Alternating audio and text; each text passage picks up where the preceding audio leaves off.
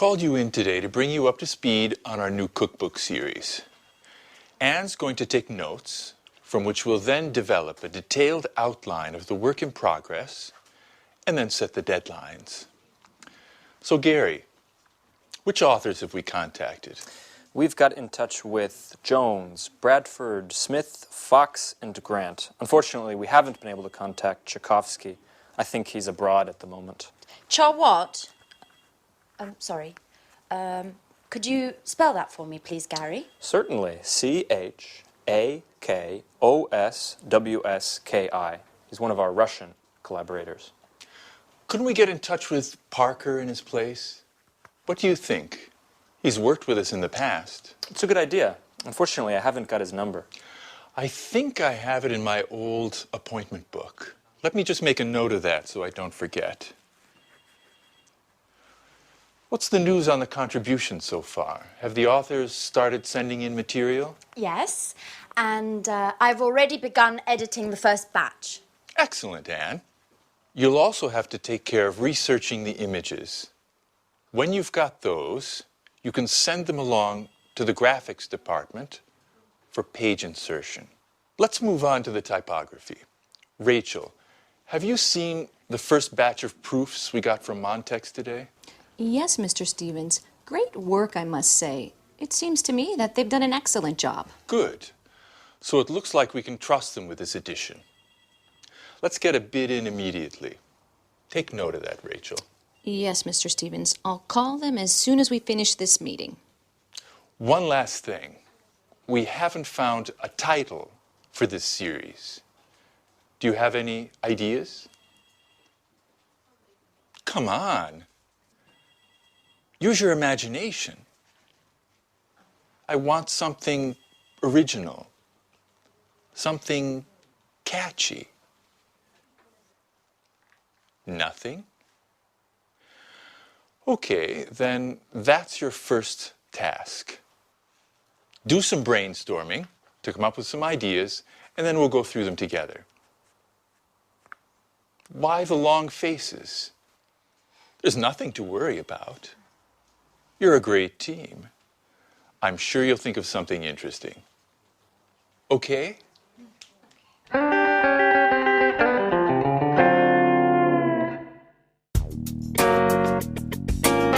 The purpose of today's meeting is to discuss the Smarty marketing campaign.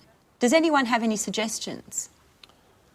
Before we move forward with the planning, I think we need to take into consideration a number of aspects of the campaign.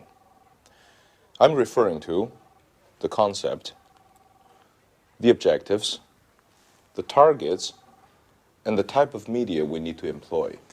Good observation, Mr. Chang. Getting our ideas clear before we move on to the direction and score of our marketing drive is an excellent idea. What do you think, Paul? I'm in complete agreement with you. First, we need to set our objectives for this campaign. We need to decide upon our focal points in terms of brand communication. Could you explain what you've written on the board there? That'll help us understand where you're going with this. Brand awareness rising will help potential clients become familiar with our products and the marketplace we're targeting. In our case, this type of campaign will serve to improve the image of Spectre in the Chinese market. But what about focusing the campaign on the product itself? A product campaign is generally much more focused and serves to meet different objectives. Above all, it can help communicate the unique characteristic of the product to help it stand out in its marketplace. Of course, this can eventually bring positive results to the entire line of products. And in your opinion, what type of campaign best suits our needs? Well, considering that the Chinese market is new for us, I'd choose a campaign focusing on brand awareness with a simple but effective message, such as our company provides sporting goods with a high-tech edge, and then follow up with a successive campaign focusing on the Smarty. Are there any comments on Paul's proposal? I'm in complete agreement with him. Great. Would you like to add anything, Paul? Not for the moment. Well, if there are no objections, I'd like to move forward on this. Our next step is to contact a marketing agency. Could you take care of that, Paul? Certainly, Victoria. Well, if there's nothing else, I really need to get going. Oh my goodness, look at the time. You're always busy, aren't you, Mrs. Lee? I think you work too much. Well, actually, I need to go to my son's school play. I promised him that I wouldn't miss it for anything in the world. Well, then get a move on. Children always come before business. What are we doing now? Let's go for lunch.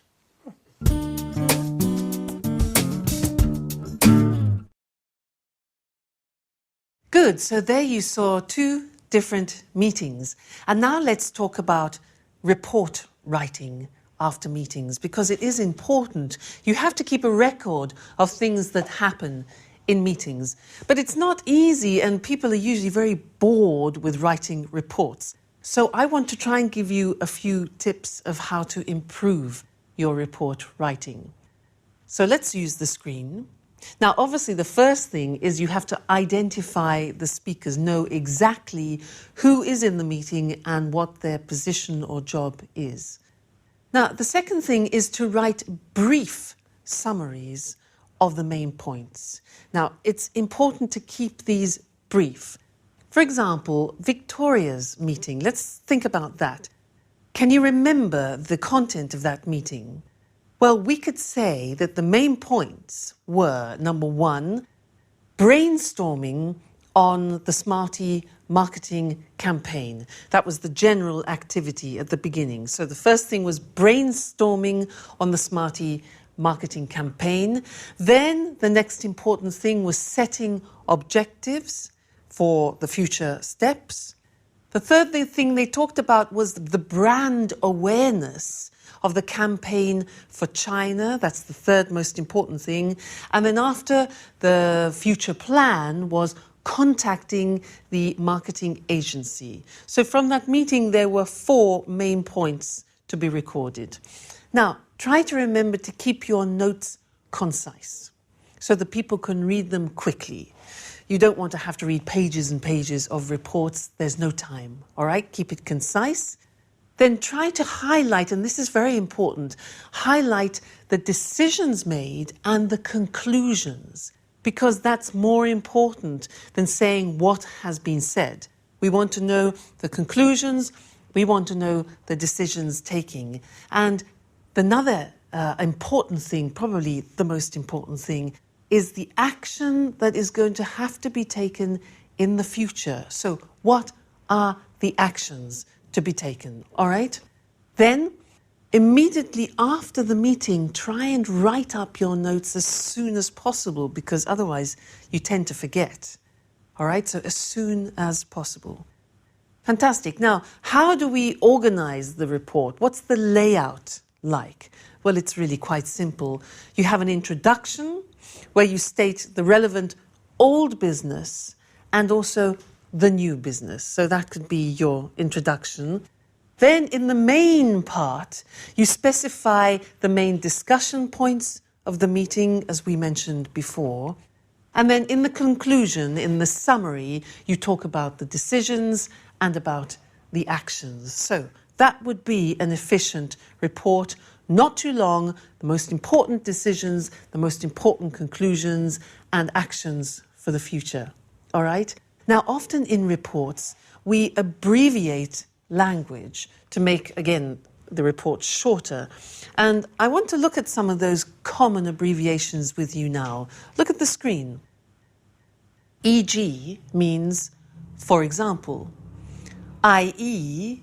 means that is. E.t.c., very common, is etc. C.f., C.f means compare. C or CA means about or approximately. NB means note, take note of this. Approximately. DEPT is department. Which is EXCL, means excluding.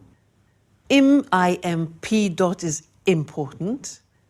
INCL means including. LTD is limited, often to describe companies. NO is number. P or PP is page or pages. PROBS, PORBS, PROBS, problems. RE, with reference to or concerning. REF is reference, just reference. V dot is very, and S/T is something. Now, these are very, very common abbreviations, and you can use them freely in your reports. It shortens the task. All right, so remember, when you're writing reports, keep it short, keep it concise and to the point. Concentrate on the decisions taken, the conclusions, and the plans for future actions. All right? Well, thank you very much, and we'll meet again in the next lesson. Bye.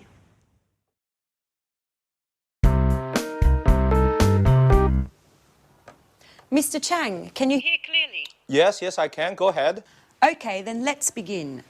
So, Paul, how's the marketing campaign coming along? We're putting together a complex communication strategy that's going to leverage different channels, from TV spots and radio jingles to magazine runs and banner advertising on the internet. The internet. Are you sure that'll bring about results? Absolutely, Victoria. The internet has enormous potential. Web marketing is direct and allows for niche advertising that builds better rapport with our clients. Isn't that right, Mr. Chang? Yes, even if it's true that not all Chinese families have a broadband connection like you do here in the West. The internet is still very popular in China, especially with the young. Internet cafes of all sorts are opening across the country, and according to the Chinese Information Technology Ministry, the number of avid internet users has already reached 120 million. Wow, I had no idea there was such a boom in information technology. Oh, yes.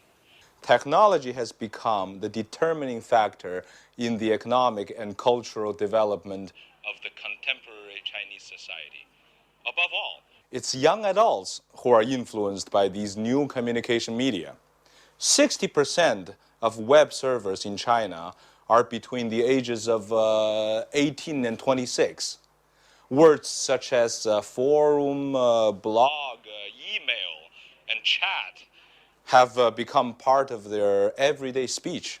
I think we need to focus our efforts in this arena to successfully market our products. As a matter of fact, not only am I working to develop a graphically attractive site with plenty of content, but I am also contacting major internet portals to post animated banners. I am also looking into other means of reaching a much more clearly defined niche by target advertising through news groups, mailing lists, chat rooms and forums. I'm even thinking of launching a viral marketing campaign. A viral what? Sounds like a disease to me. Viral marketing is a marketing strategy that induces users of certain internet sites to promote products to other surfers, like a virus. In this way, exponential visibility of our message is possible. It's like a word of mouth on steroids. If we succeed, it's a low-cost communication strategy that has an extremely attractive growth potential that's hard to calculate. Pure genius. I must say, Paul, you're the tops when it comes to technology. Well, considering I spend so much time chatting... Don't tell me that you prefer friends made in virtual space. Well, to be truthful, I found my fiancée on the internet.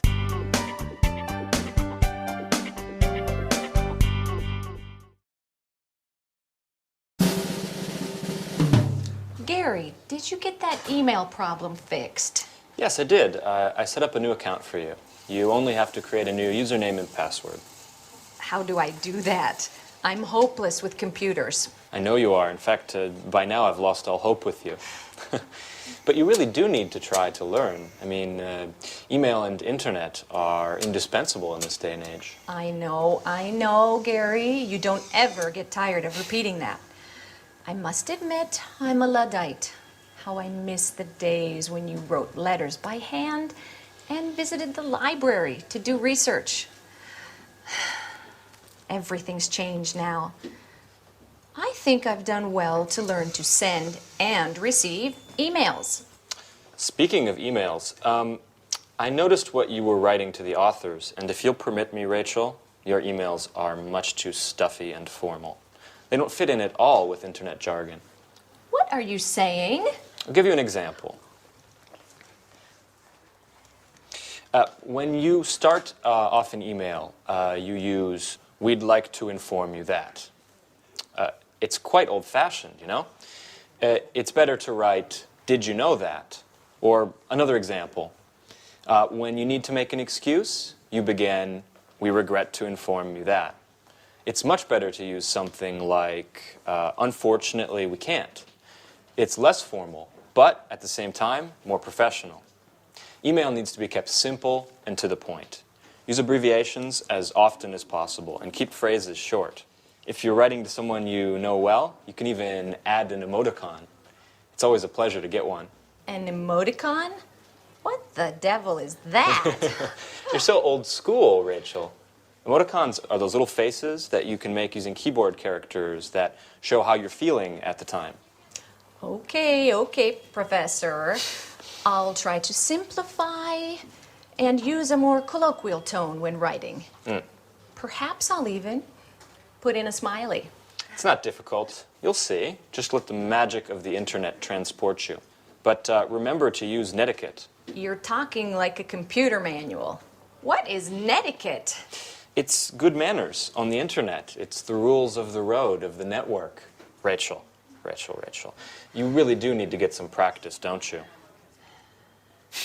I've got an idea. Why don't you let me sign you up for a forum? That way you can learn the rules of the road and the lingo as you surf. Speaking of which, do you like music? Huh?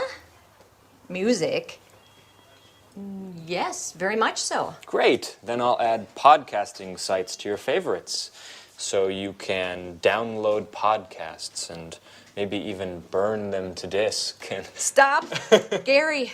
Oh, you're driving me crazy. I don't understand a word. Besides email, I have no desire to learn any of it. None of it. Do you understand?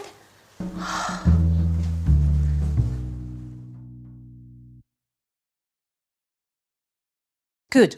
Now, before talking about email writing, I want to talk about another concept which we've already looked at before. It's when we use formal and informal language in English, because often you have to choose, and it depends on certain factors in the conversation. So let's look at the screen now to help us with that. Now, one of the first important things to remember when you're choosing either formal or informal language is the function.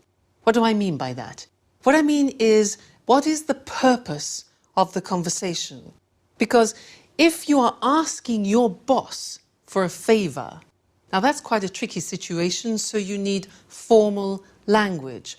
But if you are asking a colleague or a friend for help or assistance, then that's a more informal situation, so you need informal language, okay? That's the first thing, the function. And then also the domain. That means, what is my position in the conversation? What is my role? What are my rights and responsibilities? Because again, if I am speaking to my boss, then my language will tend to be more formal. If I'm speaking to a subordinate, that my language will then tend to be more informal.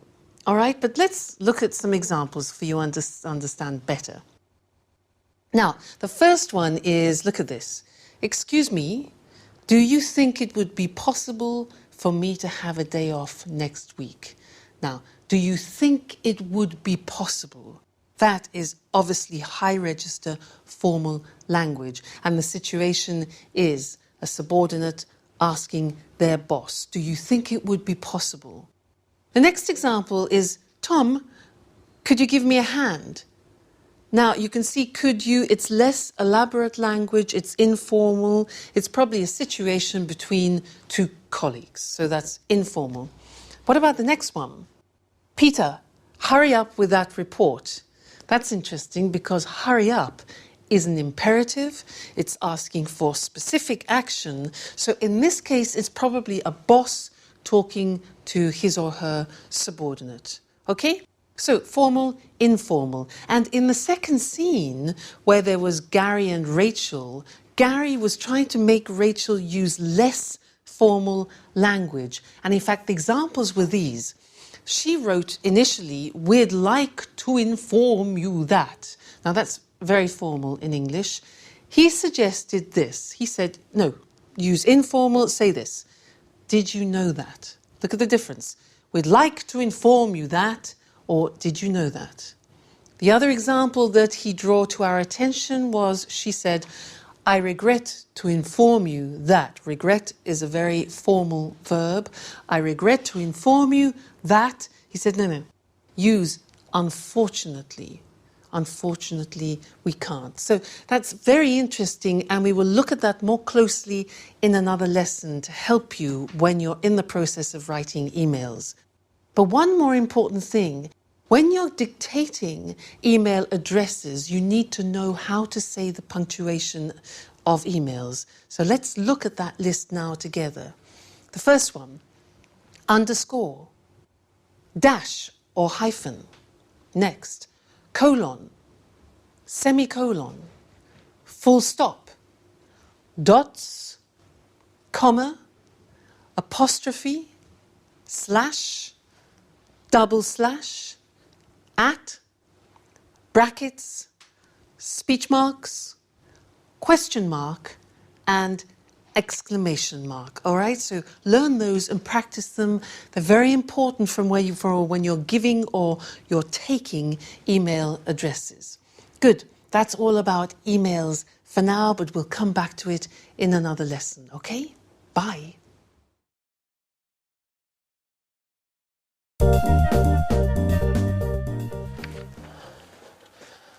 Hi, Victoria. Hi, Paul.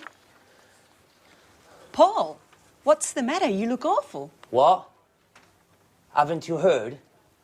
You know I've been away for 4 days. My boy was sick and the babysitter went to visit her mum. Did something happen while I was away? Only a disaster, Victoria. Total disaster. You're frightening me, Paul. Just calm down and tell me what's happened. Spectre has been bought by a Japanese multinational. Mrs. Frost has been fired. And Mr. Chang has been transferred to Atlanta, where he'll be in charge of a men's clothing department. What? Come on, Paul, you've got to be joking. I'm afraid not, Victoria. And there's more. You've been taken off the project. You're no longer in charge of the Smarty project. The headquarters have called in a marketing manager from Harvard. You'll be her assistant. And I don't envy your position at all. I spoke to her on the phone earlier, and she didn't seem to be friendly, to say the least. You know the type, Mr. Know-it-all. As a matter of fact, she's just sent this fax with her analysis of the sporting goods market and with a few of her tactics. The fax is entitled, "Study this thoroughly before my arrival." Oh my God, but why? Things weren't perfect. Spectre was having trouble, certainly, but they were indicative of a crisis that is being felt throughout the sector. In fact, that's why we launched the Smarty campaign targeting the Chinese market. We were trying to create some momentum, new opportunities. Things weren't going badly.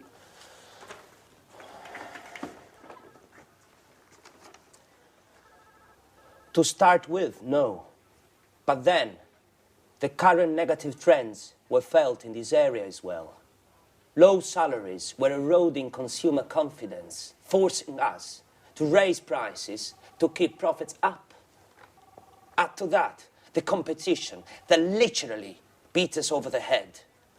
It's very difficult to compete in a market where raw materials and labor costs are so low. The final result was an excellent, high-quality product that was priced out of the market, which prevented us from competing. I know, but we were creating a niche market for ourselves. Yes, but the revenues were too marginal. In any case, we'll get the details at the meeting this afternoon. Mrs. Frost and Mr. Chang will be there. And possibly even our new boss, Helen Collins. Speaking of which, here is her outline. Make sure you study it well.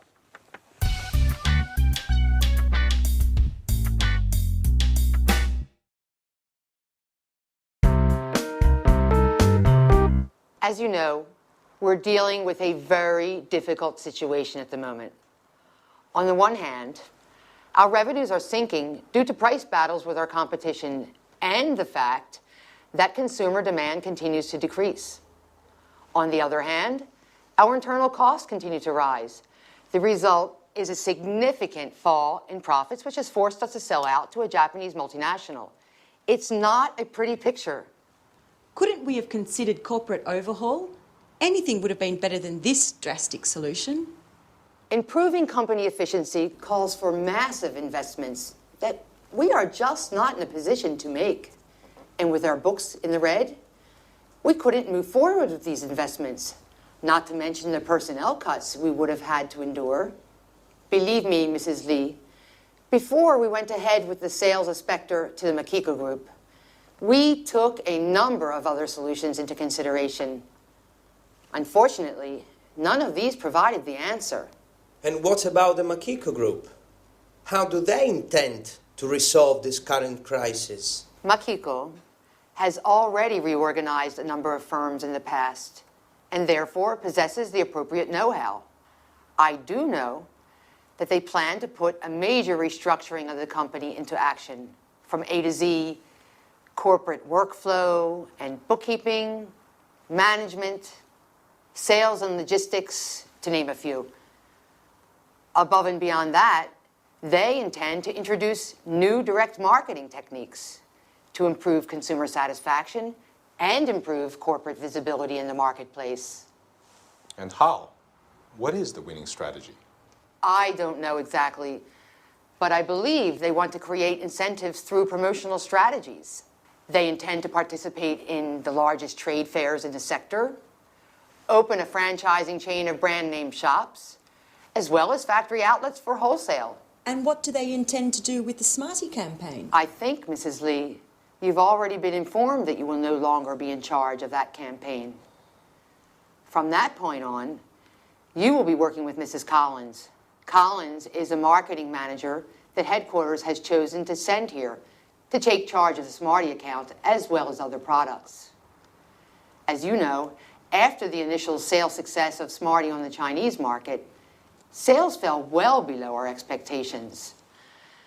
As far as I know, Mrs. Collins intends to analyze exactly what went wrong and then relaunch the campaign using traditional market techniques.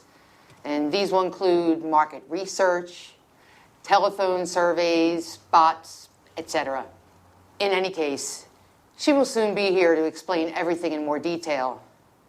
She should be arriving any moment, actually. Oh, she is. May I introduce Mrs. Collins, the new marketing manager for Spectre? Mrs. Collins, this is yours. Let's not waste time with these introductions. We've got plenty of time for that later. I'd like to get down to brass tacks now. Have you all studied my outline?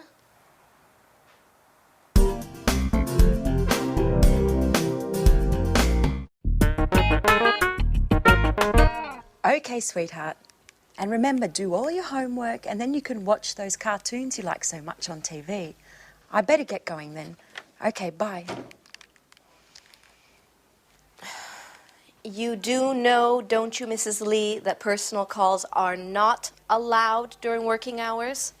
It was just a short call, Mrs. Collins. I was just checking in on my son. Don't you have any children? I do not. I don't care for children. Now let's get back to work. We've already wasted too much time with the small talk. Mrs. Lee, from now on, you'll be in charge of all the email correspondence we receive from our website. Keep in mind that I expect satisfactory replies. Specifically, do not try to argue with anyone. Just come up with results. Invent something. We have to win our customers' trust. They have to know we can satisfy any desire they may have, even if we can't. But, Mrs. Collins, I've never been responsible for responding to clients' emails. Our personnel in customer service usually take care of that. I don't care how things were done in the past. Today we're off to a new start, and you'll take care of the tasks that I assign you. Have I made myself perfectly clear? I do not like to be challenged. Oh, by the way, Mrs. Lee, speaking of email, you'll soon be receiving your work schedule for next week. Goodbye.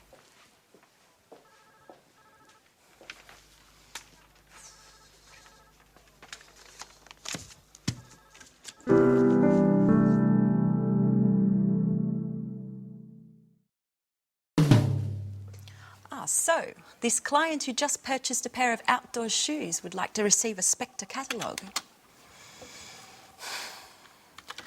Dear client, first of all, congratulations on your purchase. In exchange, would it be possible for you to spend 5 minutes at our company website completing a customer satisfaction survey? Please do not hesitate to contact us with any questions you may have concerning our product. Yours sincerely. I think that works. Who would have ever thought I'd end up doing a job like this? Now that that spiteful woman has arrived to order me around, I'm tempted to give it all up. I wish I had a more creative position. Writing, now that's my true passion in life. An email from Mrs. Collins. Mrs. Lee, attached you will find your work schedule for next week. Don't forget to keep this in mind at all times. I do not want any more time wasting. She manages to be a royal pain even when writing an email. I don't think I'm going to hold up for much longer. Another email? What the hell does she want this time? No, it's from Mr. Chang. Dear Victoria, before leaving, I wanted to send my regards. I'm truly sorry that things have gone so terribly wrong. We worked very well together, and I highly appreciate the mutual respect we had for one another. I know that between you and Mrs. Collins there's no loss of love. You'll have to believe me when I say that I find her highly unlikable as well. Stiff upper lip. You're an asset to this company and I'm sure you'll do very well. It's been a great pleasure knowing you and please keep in touch. Let me give you one last piece of advice. In China, when we are sad or angry, we have a way of relaxing which always works. We close our eyes and have a good laugh. Try it and you'll see that it works. Mr. Chang, I'm going to miss you. He really was a nice person to have around. Let's try his method.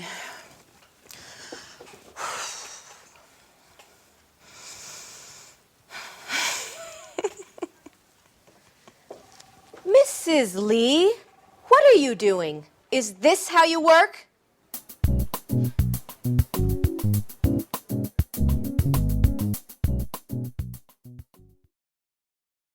Hello and welcome to the third English Today Business DVD. In this DVD, you can watch another 4 episodes of our story, On the Job, followed by the business skills section, Win-Win Language. We'll then look at the following topics: note-taking and report writing, Different levels of formality, the various grammatical forms we use to talk about the future, and the writing styles used in email communications. Have fun and enjoy your viewing.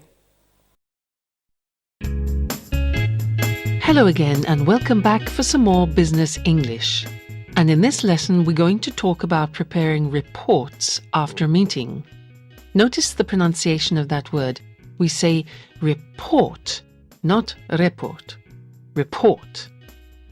Someone usually takes notes during a meeting and then prepares a report as a record of what was discussed, what decisions were made, and what action is to be taken.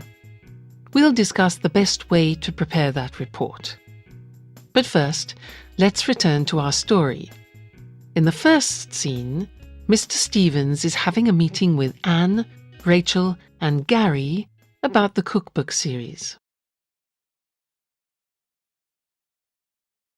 Emails, emails, emails. And that's what we're going to talk about now. Because when you're writing emails, you need the flexibility to be able to move from a formal style of writing to an informal style of writing. Because if you're writing, for example, to new customers, new contacts, to your superiors, where there's a distant relationship, then you need to use formal language.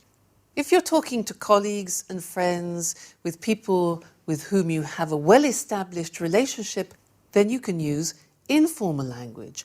But you need to be able to move from one to the other with ease, and it's not so simple.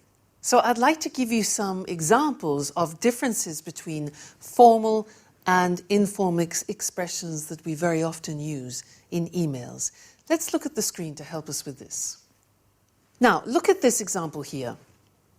Very often we might begin an email in a formal way with this phrase. Further to your email of the 7th of July. Notice, further to your email. Now that's formal. How would we say that informally? Well, we would just write your email of. R-E. Your email of. That's the informal way.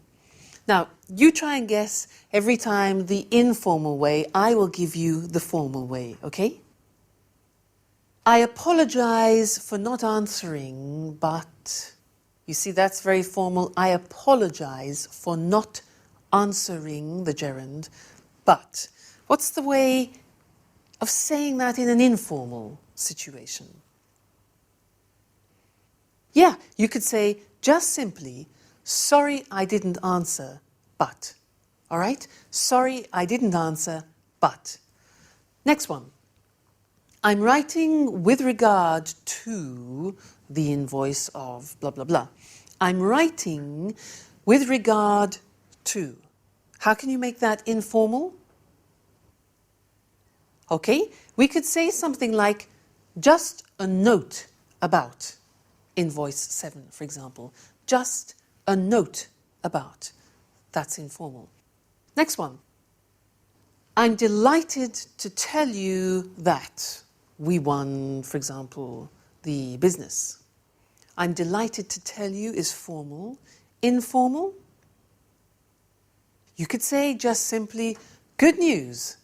We won the contract. All right? Good news. Next one.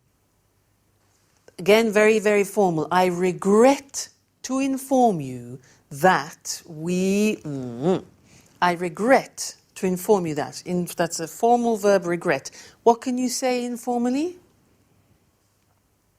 Just simply, unfortunately. Unfortunately, we lost the business.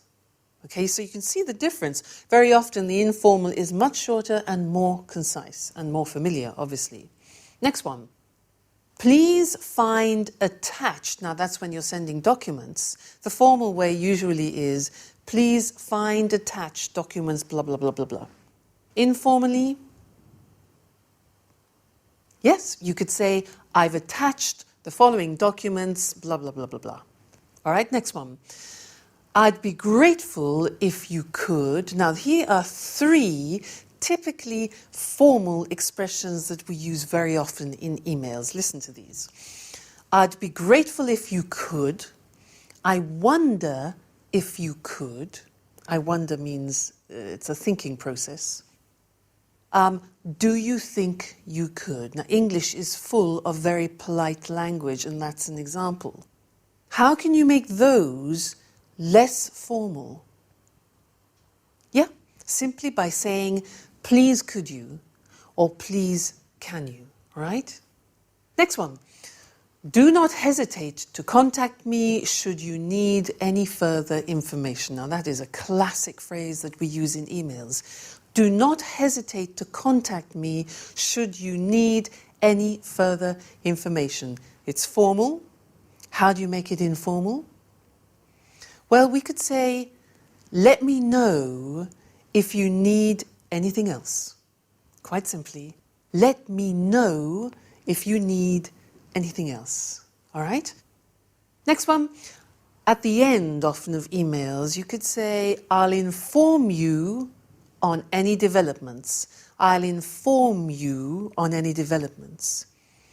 Let's make that informal. We can say, I'll keep you posted. I'll keep you posted, which is an unusual expression. To keep someone posted, you need to learn it by heart, okay? And the last one, again, is a classic phrase. I'm looking forward to seeing you soon.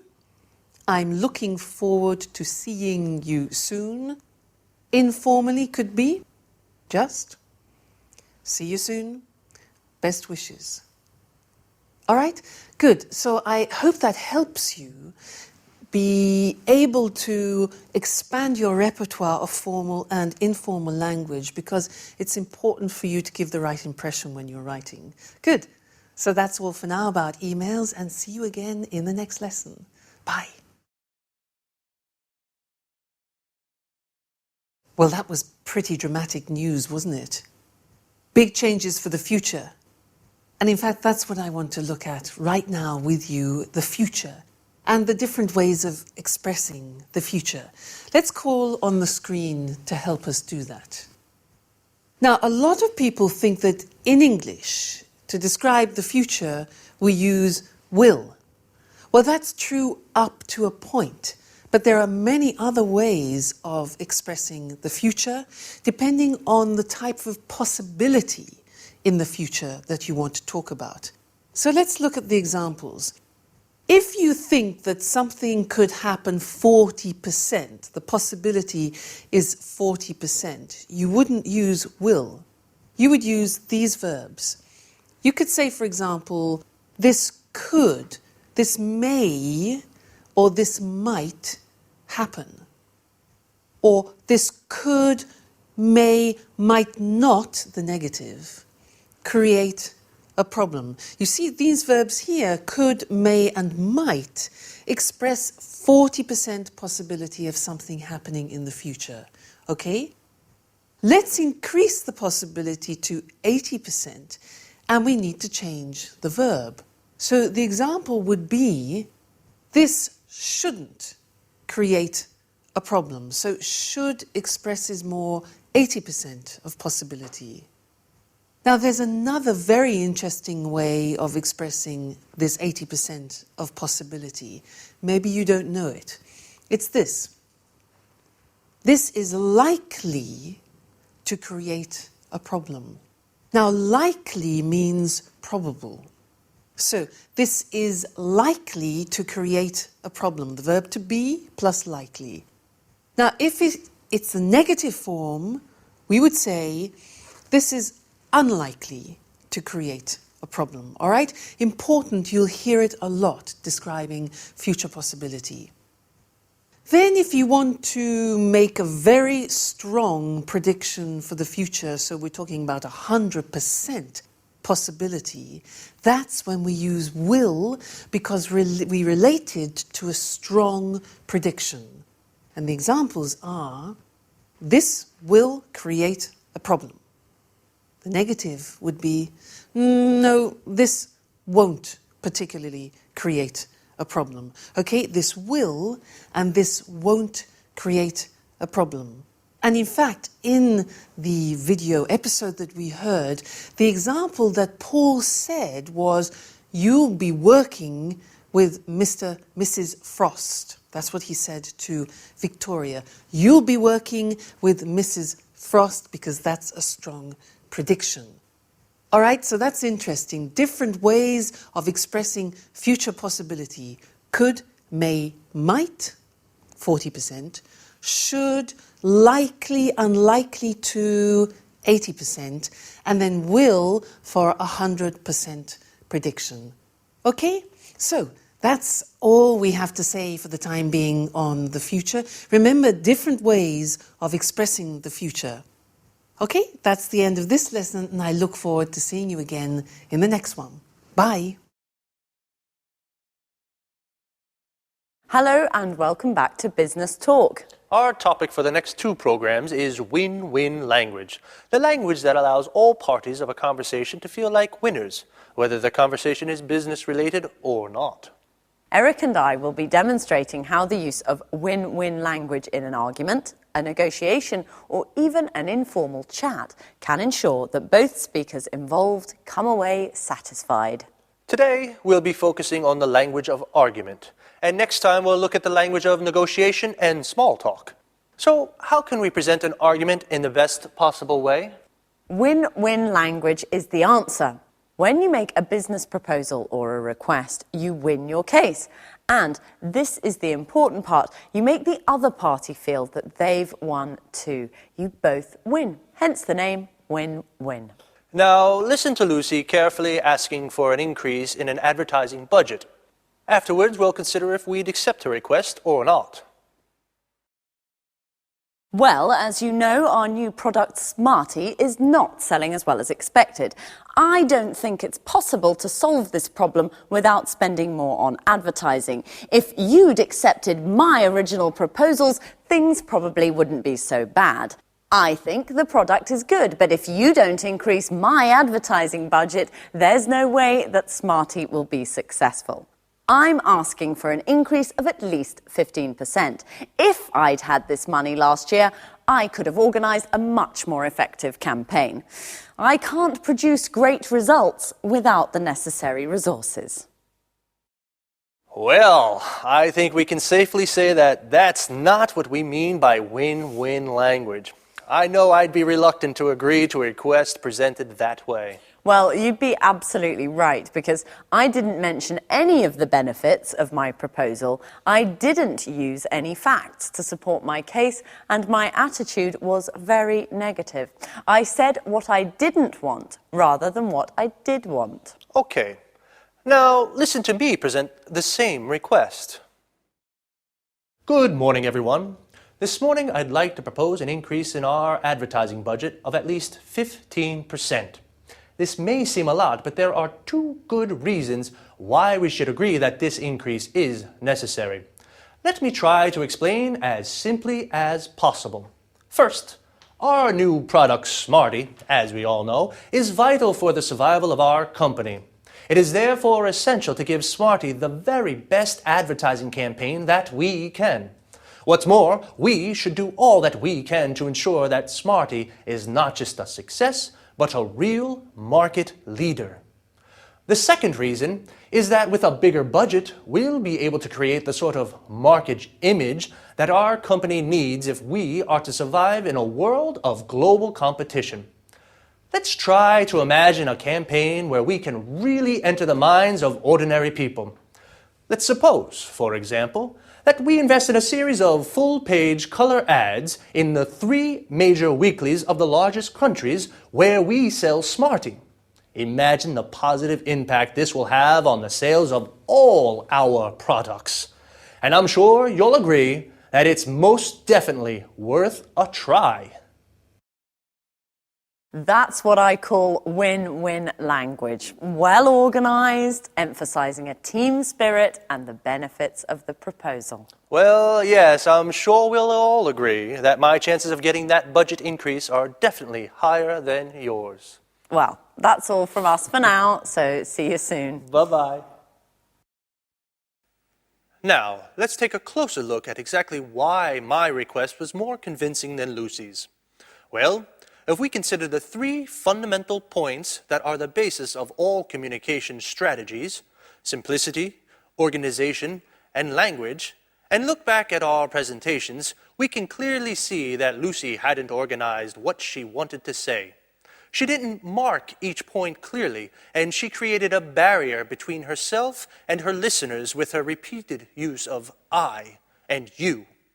Here are just a few examples from Lucy's request. I don't think it's possible. If you'd accepted my original proposals, if you don't increase my advertising budget, there is no way that I'm asking for, I can't produce great results without.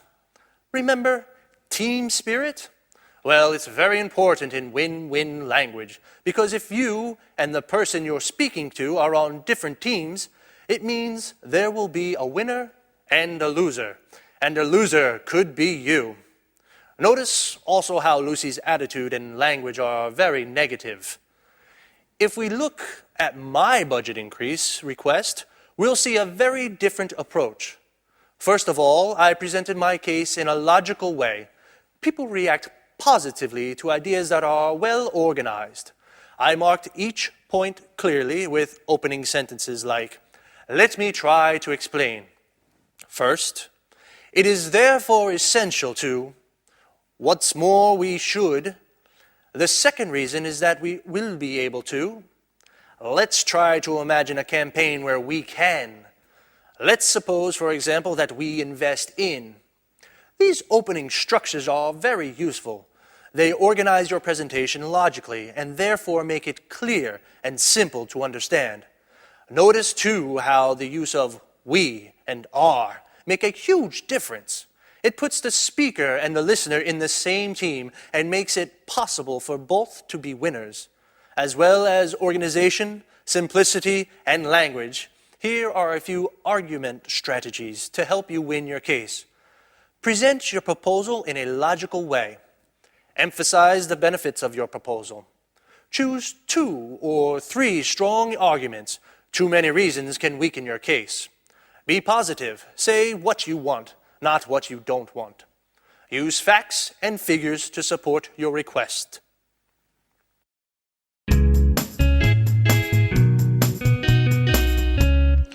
I've called you in today to bring you up to speed on our new cookbook series. Anne's going to take notes, from which we'll then develop a detailed outline of the work in progress, and then set the deadlines. So Gary, which authors have we contacted? We've got in touch with Jones, Bradford, Smith, Fox, and Grant. Unfortunately, we haven't been able to contact Tchaikovsky. I think he's abroad at the moment. What? Sorry. Could you spell that for me, please, Gary? Certainly. Chakosswski. He's one of our Russian collaborators. Couldn't we get in touch with Parker in his place? What do you think? He's worked with us in the past. It's a good idea. Unfortunately, I haven't got his number. I think I have it in my old appointment book. Let me just make a note of that so I don't forget. What's the news on the contributions so far? Have the authors started sending in material? Yes, and I've already begun editing the first batch. Excellent, Anne. You'll also have to take care of research.